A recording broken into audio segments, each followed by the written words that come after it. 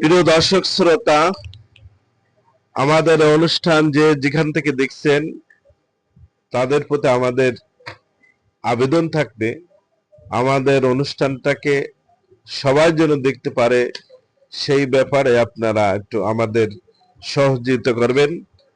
তো আপনার মোবাইল থেকে একটু লাইক, কমেন্ট এবং শেয়ার করবেন, তাহলে সবাই আমাদের অনুষ্ঠান দেখতে পারবে। তো এখন আমাদের আজকের অধ্যাপক হুমায়ুন স্যার, তিনি পরিবার তথা বিশ্ব স্বাস্থ্য অটুট রাখি, তো এই ধরনের সমস্যায় স্বাস্থ্য বিষয়ক যিনি কথা নিয়ে আসছেন আমাদের অধ্যাপক হুমায়ুন স্যার।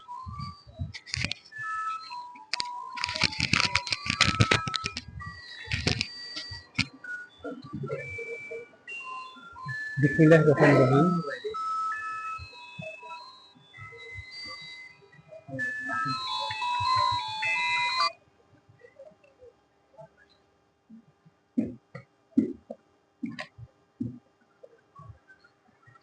দিনকেতু 56তম অনুষ্ঠানের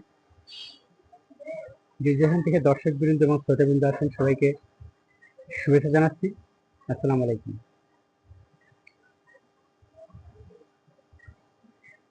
গত সপ্তাহে আমার আলোচনার একটি বিষয় ছিল স্বাস্থ্য বিষয়।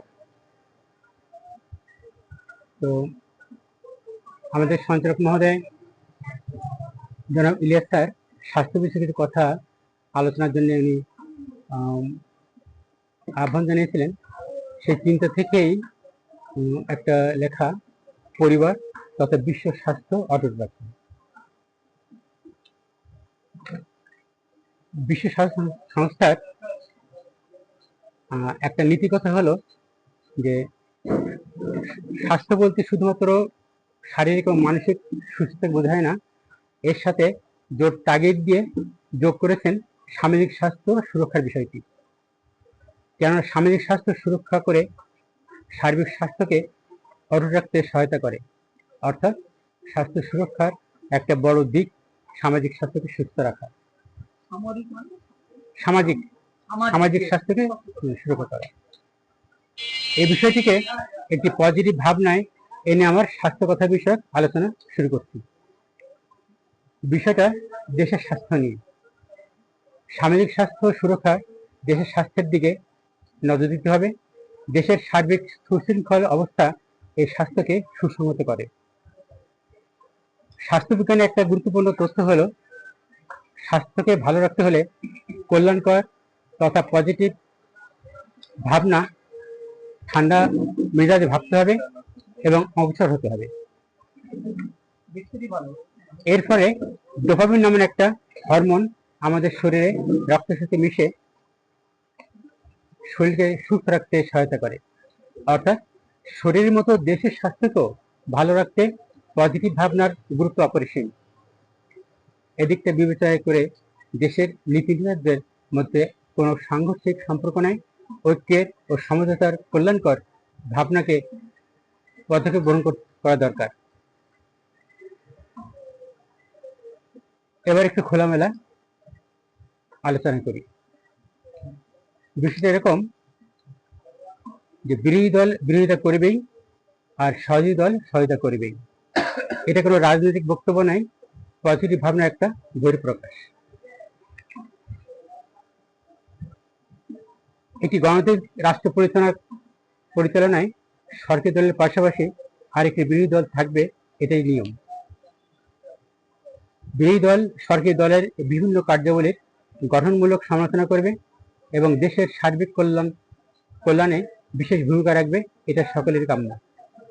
কিন্তু আমাদের বাংলাদেশে সরকারের দেশের জন্য ইতিবাচক বা নেতিবাচক যাই হোক কোনো উদ্যোগ গ্রহণ করলে বিরোধী দল তার বিরোধিতা করবে, এটা একটা স্বাভাবিক রেওয়াজে পরিণত হয়েছে। বিরোধিতা না করলে নিজের বিরোধী দলের ইজ্জত থাকে না। যদি বিরোধিতা নাই করি তবে বিরোধী দল কেন? বিরোধী দলের ক্ষমতা কোথায়? আমরা বিভিন্ন প্রতিষ্ঠানে বিতর্ক প্রতিযোগিতা হতে দেখি। কোনো গঠনমূলক বিষয়ের উপর ভিত্তি করে তার্কিক প্রতিষ্ঠান একটি দলকে বিষয়ের পক্ষে ও অন্য দলকে বিষয়ের বিপক্ষে প্রতিযোগিতামূলক বক্তব্য উপস্থাপনের জন্য মনোনীত করেন। সঙ্গত কারণেই বিষয়ের পক্ষে উপস্থাপনের জন্য একটি দল ও বিপক্ষে উপস্থাপনের জন্য আরেকটি দল জোরালো বক্তব্য রাখবেই, এটাই স্বাভাবিক। বিজ্ঞ মডারেটর উভয় পক্ষের যুক্তি তর্ক, যুক্তি খণ্ডন ও গঠনমূলক অকাট্য বক্তব্যের উপর ভিত্তি করে একটি দলকে বিজয়ী হিসেবে পুরস্কৃত করেন। সাথে সাথে মডারেটর মহোদয় বিতর্কের মূল বিষয়ের উপর পক্ষে ও বিপক্ষে জ্ঞানগম্ভীর মার্জিত চমৎকারিত বক্তব্যের মাধ্যমে উভয় পক্ষকে অনুষ্ঠানে অংশগ্রহণ এবং আলোচনা বিষয়ের গভীরের অনুসন্ধিৎস মর্মবাণী উপস্থাপনের জন্য ধন্যবাদ জানিয়ে অনুষ্ঠানের ইতি টানেন। এই বক্তব্যে উভয় পক্ষই একটি পজিটিভ দিক নির্দেশনার ইঙ্গিত পান, যা সন্তুষ্টি চিত্তে অনুষ্ঠানটি একটি সার্থক নিটল বিনোদনের মর্যাদা লাভ করে। সর্বোপরি আমরা দর্শক একটি নন্দিত মনোপুত জ্ঞানগর্ভ অনুষ্ঠান উপভোগ করি। বিষয়টি এই কারণে বলা, দেশের যারা নীতি নির্ধারক তাদের ভিতরে তর্ক বিতর্ক যাই হোক, যেন পরিশেষে একটা সুন্দর সমঝোতামূলক সিদ্ধান্ত উপনীত হন, যেন দেশের কল্যাণে সে বিষয়টা কাজে লাগে। মনুষ্যসৃষ্ট সংবিধানে সরকারি দলের পাশাপাশি একটি শক্তিশালী বিরোধী দল থাকবে, কথা বলা আছে। আমি এই বিরোধী দলের বিরোধিতা করছি। সংবিধানে বিরোধী দল নয়, সহযোগী দল থাকবে। বিরোধী দল বিরুদ্ধ মতামত এবং দৃশ্যমান বিরুদ্ধাচরণ না করলে জ্বলন্ত শরীর শীতল হয় না। আমরা বিরুদ্ধাচরণ চাই না, সহযোগিতা চাই। সরকারি দলের কার্যকলাপের গঠনমূলক সমালোচনা করে সংশোধনমূলক সহযোগিতার জন্য সহযোগী দল থাকবে, বিরোধী দল নয়। সহযোগী দল সরকারের ভালো কাজের সম্মান দেবে এবং ভুল কাজের সংশোধনের গঠনমূলক সমালোচনা করে সুন্দর মতামত দিয়ে দেশের উন্নয়নকে ত্বরান্বিত করবে, বাধাগ্রস্ত নয়। এক মন, এক মানুষ, এক দেশ, কিসের বিরোধিতা? আসুন আমরা বিরোধী শব্দটা মনের মধ্যে পুষে না রেখে সহযোগী শব্দের নির্মল স্বর্গীয় বীজ বপন করি, যে বীজ পজিটিভ ভাবনার উর্বরতায় অঙ্কুরিত হবে, সহযোগী ভাবনায় সবুজ সুন্দর মনোরম দেশ, অকেন্দ্রিক ভালোবাসার নিঃস্বার্থ পৃথিবী গড়ে তুলবে।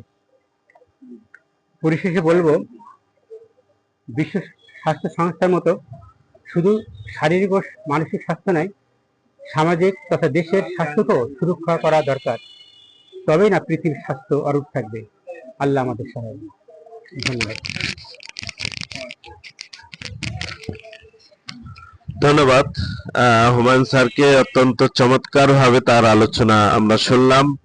তো একটা বিষয় উনি যেটা শেষের দিকে একটা জিনিস বলছেন যে আমরা দেখতে বিরোধী দল থাকবে, সরকারি দলের আমরা দেখে আসছি বাংলাদেশের 50 বছর ধরে বিরোধী দল সব বিষয়ে সরকারের সমালোচনা করেছেন এবং ওয়াকআউট করেছে, কিন্তু আমরা এই 2026 সালের সংসদ যেটা দেখছি, সেখানে বিরোধী দল একেবারে সরকারের সহযোগিতা করছে এবং এটা স্বয়ং স্পিকার বলছে যে আমি আমার জীবনে 8 বার সংসদে এসেছি, এই ধরনের বিরোধী দল আমি পাইনি। তো আজকে বিরোধী দলের যে পদক্ষেপ, এটি আমাদের কাম্য ছিল বাংলাদেশের মানুষের, সেটাই।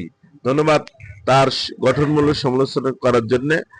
আমরা কবিতা আসর এখানে শেষ করছি, এরপরে আমরা আমাদের লাইভ অনুষ্ঠানে যাব। ধন্যবাদ সবাইকে।